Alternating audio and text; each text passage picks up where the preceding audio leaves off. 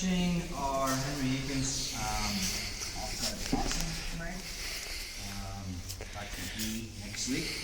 So another thing that you might come up against in half guard is something that's called the lockdown.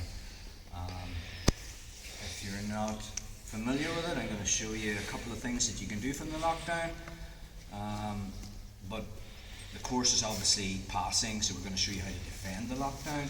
But just so that you're aware of what it is, it originated from 10th Planet Jiu-Jitsu, Eddie Bravo. So if we just go from back here. So let's just say I was playing the half guard with a knee shield.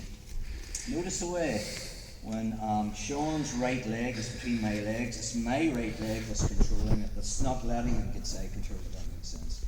Even if he beats the knee shield and has me flattened out, it's my right leg that's keeping him in the half guard. Because if it wasn't there, he's just got side control, like I said. So what's the lockdown? Right? From here, instead of my right leg, my outside leg is going to come from the outside. Okay? And now my right foot is going to slide down to a shoelace. So I'm shoelace to shoelace. My left will go at the back of my right knee, but when I slide it down, to put tension in the leg, I slide it from the back of my right knee down to underneath, okay, my right ankle. This is called the lockdown. Right? If you're familiar with it, that's fine. If you're not, just get the grips of what the control mechanism is. So the goal now is that I have the underhook, so I'm going to put two hands in Sean's armpit. I'm going to keep connection with the lockdown, and I'm going to do a whip up to get onto my right side. So I'm just pushing Sean above my head and turning onto my side, and I still have the lockdown. I'm going to win the underhook, grab his instep. This is called old school.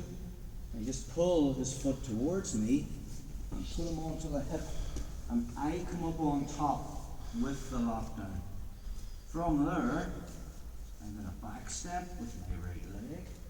I'm going to bring my right knee under Sean's right knee and get his knees pointing away from me as I move up his body to the head.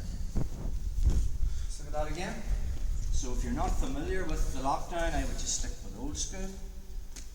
Watch what I'm doing with my feet. So let's just say most of the course has been from knee shield. But if he beats it, notice the way I'm not giving him the underhook. Right? That's a big thing. Back a step. Sean wants cross-face underhook. Okay. We've shown you things we can do from that position, but in the process of him coming down, I'm winning the underhook. He has a cross-face, but I'm not worried too much about it. So now I switch control from my right leg to my left leg. So it's just like a windshield wiper. It's this. Okay? Left foot comes over, right foot comes inside. Put your shoelace behind the back of your right knee and slide your right shoelace underneath his shoelace. Now that foot, to really lock the leg out, which is why it's called lockdown, we're going to slide it down to his ankle. So I've now got control of the right side of his body and a double unders.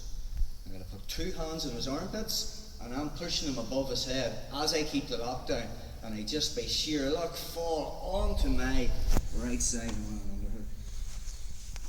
I can grab the instep, I pull it towards me, and then I'm coming up on top with the lockdown, if that makes sense.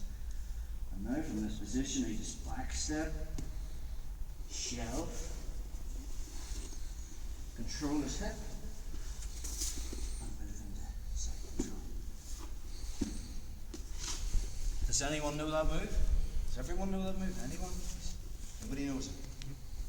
Okay, I'll give you another one for the blues, because it's quite simple. Let's see. Okay, so let's go from this angle.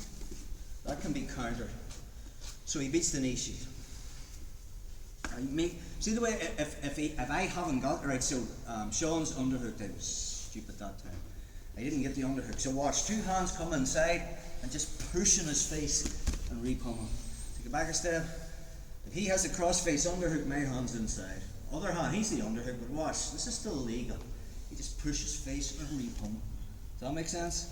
And then from there, I just switch into the lockdown. Okay.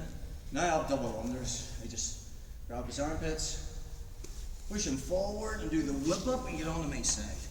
From there, Sean can counter by putting an overhook on me. If I try old school, it's not going to happen. I give myself a hernia.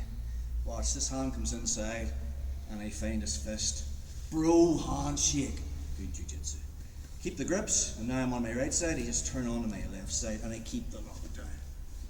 From there, underhook, back step, from underneath again. Now we talked about in guard passing, get his knees pointing the other way. Control the hip, control the head.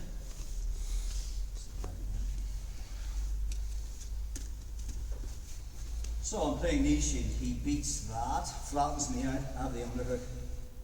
Okay. From there, let's get the lockdown here. So it's just that. Yeah. Whip up, hands on the armpits, you're not pushing him to the side, you push him above your head. He will post on his hands. As I turn onto my side, I win the underhook, I grab the instep, I'm coming up, that's old school. He shuts it down by putting an overhook on me, a wizard. That underhook comes inside and grabs his fist. Alright, he's no base over his right shoulder. And now I'm on my right side, I'm going to take him to my left. The underhook. Release the lockdown. Bring your knee underneath. Control the hip. Control the head. For the blues. Anyone want to learn electric chair? The purples? No? Okay, we'll finish there. Right, let's play with that.